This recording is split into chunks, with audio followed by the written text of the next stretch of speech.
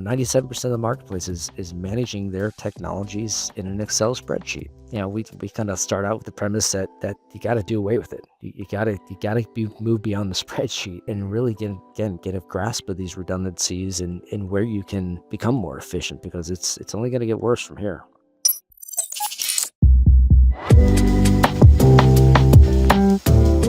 You are listening to the MSP Security Playbook, the show where modern MSPs come to sharpen their strategy, streamline operations, and secure their growth.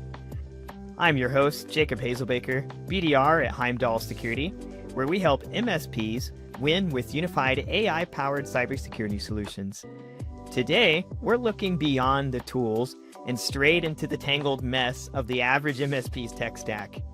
Too many vendors, too little time, and more logins than you can count. Sound familiar? Our guest today is Kevin Lancaster, an advisor, investor, and founder of Channel Program, a platform that gives MSPs and vendors the data they need to make smarter, faster decisions. Kevin's been on every side of this industry, from building one of the fastest growing cybersecurity companies to now tracking real-time product trends across thousands of MSPs. It's a practical, no-fluff conversation packed with insights that could save your business serious time and money. But first, let's kick things off with today's threat briefing. Adam, take it away. Thanks, Jacob. Imagine this scenario. Your client is on a packed train. An innocent-looking iCloud photo link is delivered to their phone. Your client never even taps it. The preview engine fires, the zero-click exploit lands, spyware installs, and suddenly their phone is gift-wrapped for an attacker. In this week's Threat Brief, I'll show you exactly how that happens. Here's this episode's Threat Brief. Cybercriminals are shipping Paragon's Graphite spyware. They target any Apple device that hasn't installed the latest patches. CVE 2025-43200 is a zero-click message flaw triggered the moment an iCloud link preview is rendered. Apple admits it's been exploited in the wild. CISA has published it into the known exploited vulnerabilities catalog, and federal agencies must patch by the 7th of July. So, how does the attack unfold? Well, attackers send an iCloud photo link to the victim. Because Apple devices auto-generate previews, the target never needs to click the link. The message's framework processes the media and hits the logic floor, and this opens the door.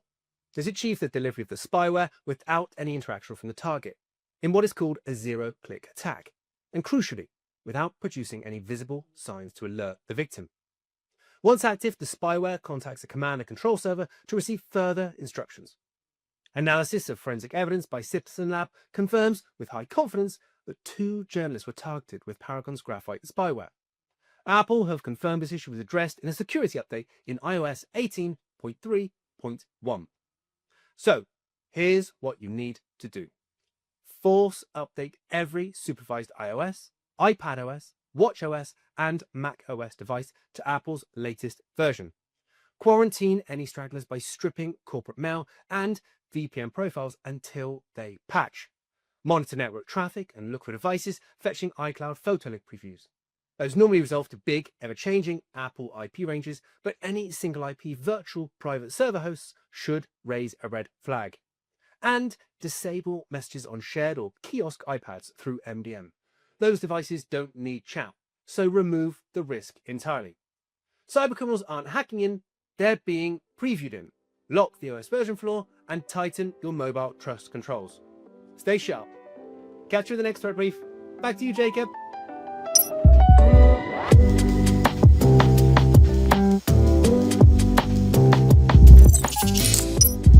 Kevin Lancaster, thank you for your time today, sir. Oh, no, thank you. I appreciate it. Thanks for the invite. So we have something in common, probably a lot of things more than I know, but one of the things we have in common is our focus on helping MSPs, and that seems to be one of the things you're really, really good at over the many years of your professional experience. And so I've just been really impressed by your journey in the MSP and cybersecurity space. I was really curious, from building and exiting companies to launching Channel Program, what problems were you solving when you started Channel Program? think about it from an MSP standpoint. They're most of them are small, less than $2 million in revenue, Mhm. operator owners. They're looking for new solutions. They're trying to run their business. And at the same time, all these vendors that have great, amazing technologies, find it extremely challenging to get in front of these business owners and market to them because it is so large and fragmented. And so I think the initial kind of concept was, man, is there a way to build a kind of a home base for both sides of the marketplace where MSPs could come in, find technologies, share their experience with some of the vendors, good, bad, or indifferent, and then visualize their technology stack. And at the same time, it could we create a home or a hub for the vendors that have something really innovative and great to say, and but are having a hard time getting out to the marketplace. And so that was kind of the initial premise is like, let's build this kind of two-sided marketplace and just try to take some of the friction out of this market. 'Cause it's real. It's hard for people to know what to look for if they don't even know the name of it or if they don't even know they need it. Because I thought it was really interesting. You said you help them identify pieces of their cybersecurity stack, for example, they might need to look into. Yeah, it's funny just how how wide the tool set is. I think if you look on the platform, I think we have product reviews that cover roughly 300 core products and services that an MSP would use. I mean, it's staggering, right? I mean, 300 different 300. types of solutions, right? I mean, and we know from the data that roughly 30% of an MSP stack is cybersecurity, and that's growing, probably by a percent or two every quarter, just because of how pervasive and how serious the threats are these days. And so now you got me curious because I've heard you speak a little bit in the past about the concept of tool sprawl and MSPs having dozens of cybersecurity tools, uh, potentially many, many more than dozens. And so I'm really curious from your experience and what you've seen, why has this become such a big issue and what risk does it pose to MSPs? Yeah, that's another great question. When we talk about tool sprawl and just fatigue, to your point, right? I mean, most of this marketplace, by a lot of estimates, right? It's 80% or less than $2 million in revenue. They're owner operators. Hmm. Yeah, they're overwhelmed, right? Because they are the technician. They're jumping in and helping out with support. They're trying to grow the business. They're trying to learn how to sell and market. And then they've got technology is moving at warp speed, and then again they've got that new dynamic of AI. So the sprawl is real, and that's again one of the reasons why we had launched Navistack as this basically free tool. It was like, all right, you go in and just start to see what are the redundancies within your stacks, what are the gaps, and then in exchange, what we'll do is we'll publish reports to help you make better decisions about your technology and your stack moving forward. So yeah, this concept of sprawl and fatigue is just it's overwhelming. It's overwhelming, on the smaller side of the market, and then certainly it's interesting. We've speaking with a PE-backed MSP that's rolled up, 20, 22, 23 different other MSPs, and their core stack and their subscriptions. I think they were just over 1,000 unique subscriptions with their vendors. And you try managing that on an Excel spreadsheet, right? I mean, it's just chaos, A absolute thousand? chaos. Yeah, yeah, unbelievable. Yeah. That would be brutal. I can't even imagine that. And you got me curious also. So, uh, so many more tools than perhaps anticipated. So I'm really curious for MSPs looking to clean up their stack a little bit, simplify their lives, cut through some of the noise. What are your top three recommendations for them? Yeah, I think first thing is just you got to get a grasp on what you have and what the redundancies are. Um, yeah, for a number of reasons, right? It's operational maturity. It's you look at just supply chain risk, and compliance. I think compliance is certainly an area that's going to start impacting just about every single MSP. Not just the ones that are working with regulated customers, whether they're law firms or financial firms or what have you. But I think, you're going to start to see a lot more, top down, at least in the States, some nationwide legislation that's going to put the onus on the MSP to really understand their supply chain and their stack in general. I think there's some of the things that MSP should be thinking about. It's just operational maturity, some of the compliance risks associated with it, and then ultimately, as let's face it. I mean, a lot of these services that the MSPs are offering are getting commoditized. They are significantly commoditized, and one of the ways you can combat that in near term is looking at the platforms and looking at ways to get a better grasp on your kit cost, and then again you'll have third time I say, but then you have that dynamic of AI coming in and really helping to automate. And I know you guys have built a lot of that stuff into your platform. And so I think there's some tremendous opportunities right now for MSPs to take a pause, look at their stack, look at their costs, look at their kit, look at their, again, internal maturity, and they're going to have to make some pretty serious decisions because the market's going to evolve so fast coming up. Yeah, I agree, and I'm super excited to see how it does evolve the market over the years coming up, and I think you're in a good position to have some insight into what kind of trends are starting to emerge already among MSPs, since you have so many thousands of customers, people who use your platform who are themselves MSP owners or work for an MSP. So I'm really curious, what does the data from your side, from what you've seen, tell you about the average MSP stack, and what kind of trends do you already see emerging among them? So I put out a little blurb about 10 months ago out on LinkedIn that said Mhm. that privileged access management has basically replaced the PSA in the top three products that are used by MSPs. And so, kind of go down the line. What's interesting is that you've got BCDR right now out in front. You got password management, RMM, antivirus, just cloud backup, uh, and then you get into MFA, email security, and EDR. Um, and then, down below that, you got firewalls, networking, phishing, security awareness training, identity access management. But yet, if you would have looked at this 12 months ago, categorically different. Your legacy tools were, this kind of the top 10, if you will, were dominated by, PSA and help desk, right? Maybe some workflow automation. I think that was in the top 10. Now it's clearly consolidating around access control, identity and access control. And then I think again, I think because the AI attacks are becoming so Mm. sophisticated and so persistent, I think that's why you're seeing EDR and MDR and the like starting to move up the stack. It was moving fast and it was healthy. This time last year, you're in the top 20s, but certainly from an EDR standpoint, that's moved up quite a bit to crack the top 10 as far as number of or yeah. So there's definitely growth markets, and we've seen it. To air some not dirty laundry, but man, we had a really interesting persistent AI attack on our network Mm. about a month ago.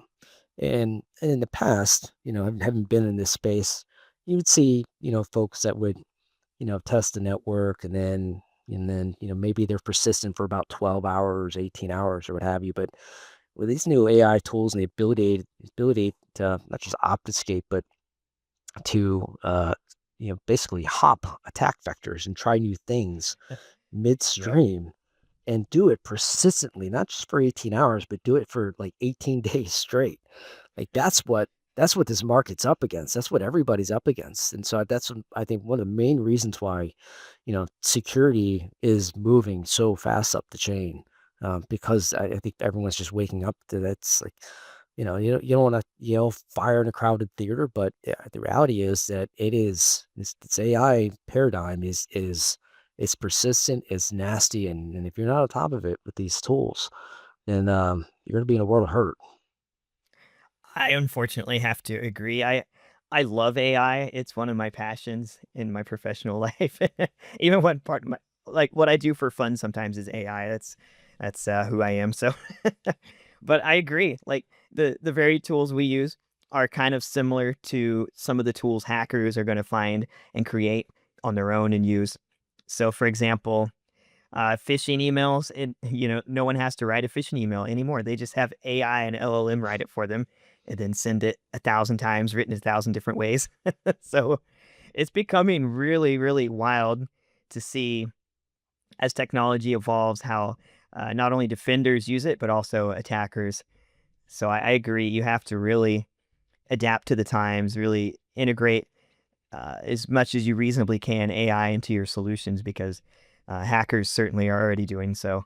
Given that, what are some of the most common inefficiencies MSPs overlook when building their security practice? I think first things first is, again, you got to get on top of what you have, and we do this thing when we're out at events. We ask a couple questions. First thing we ask is, how do you manage your stack?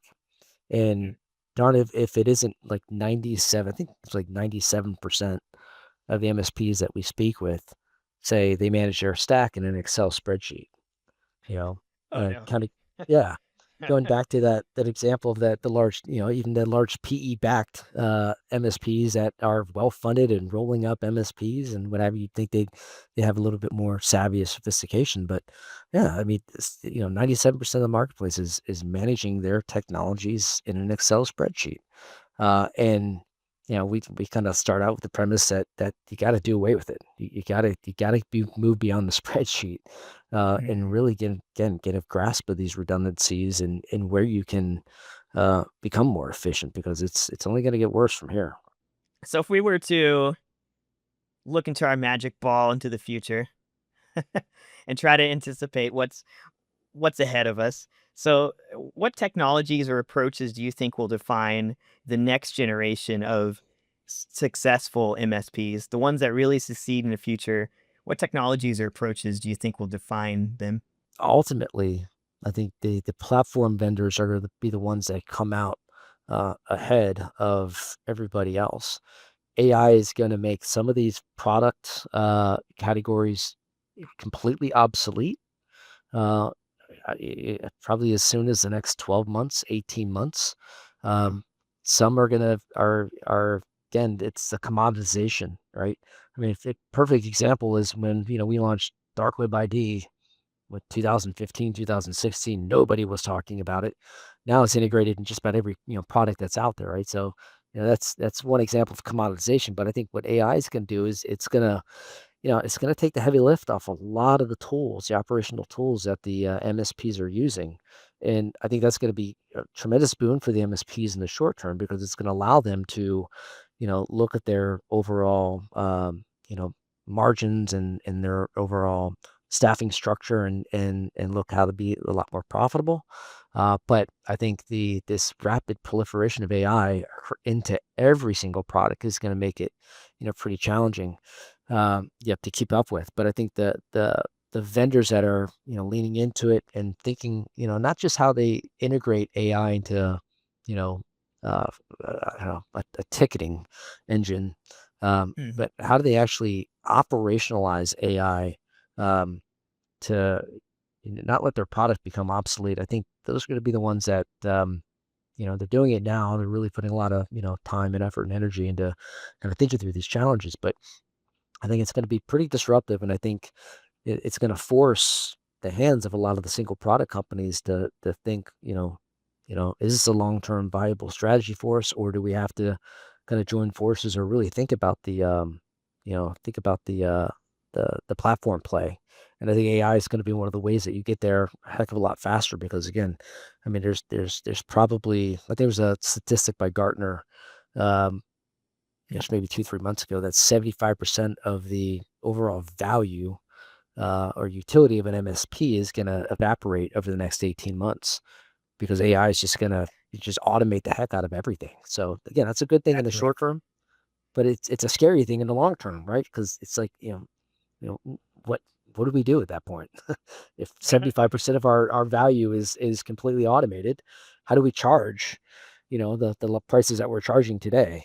How do we not get fully commoditized, and how do we not, reduce our price points by 75%, as the market, starts to, you know, settle down, and price points start to drive down. So there's a lot of things to think about.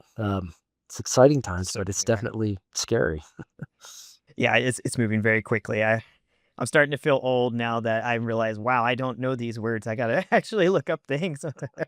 It's all new to me sometimes too. Go to sleep, wake up, things change. That's it. That's it.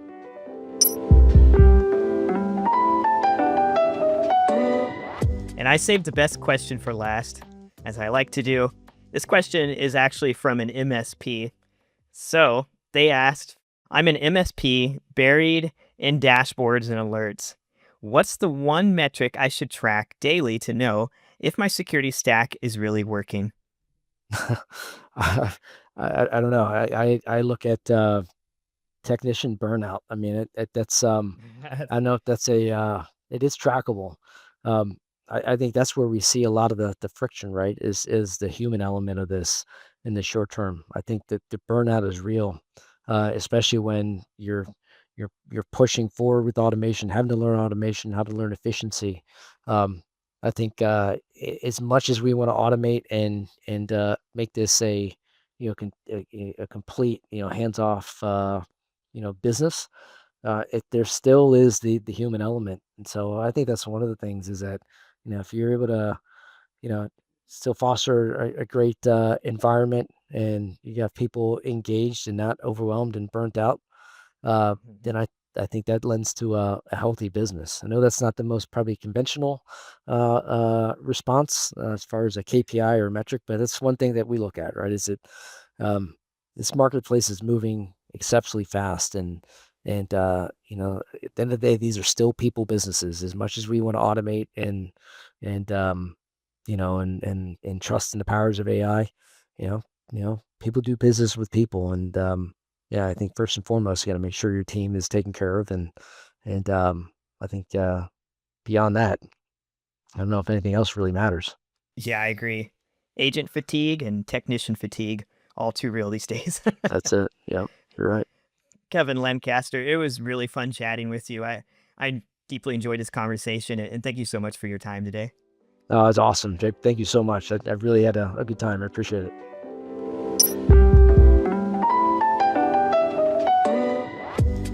I really enjoyed today's conversation with Kevin Lancaster. I hope you did as well.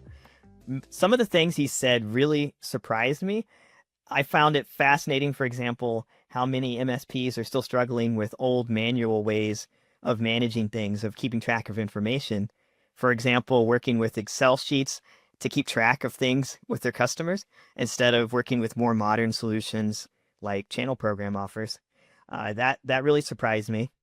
But I know MSPs are extremely busy, and so it's a lot to juggle.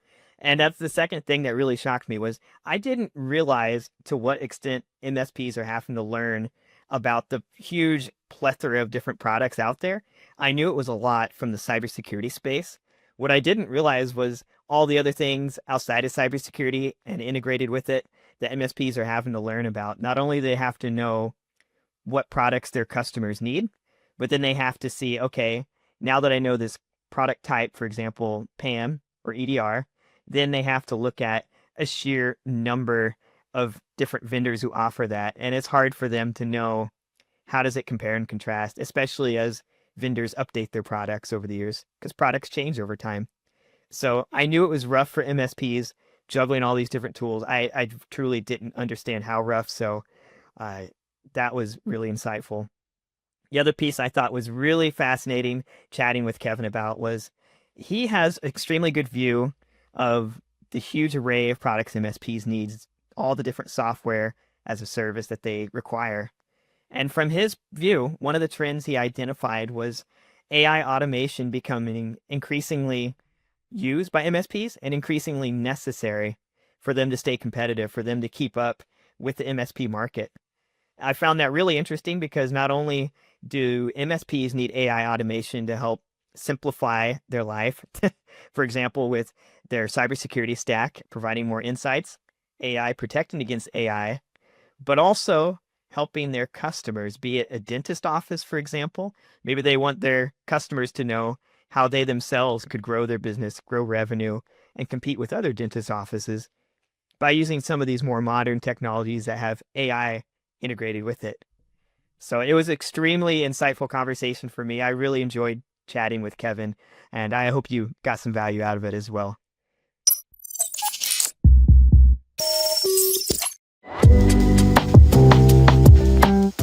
That's a wrap on this episode of MSP Security Playbook. Thanks for spending part of your day with us.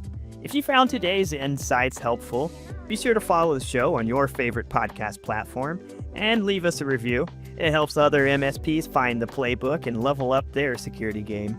Got a question you want us to tackle in the MSP Hot Seat, or a topic you'd like to hear more about? Drop us a line. We'd love to hear from you.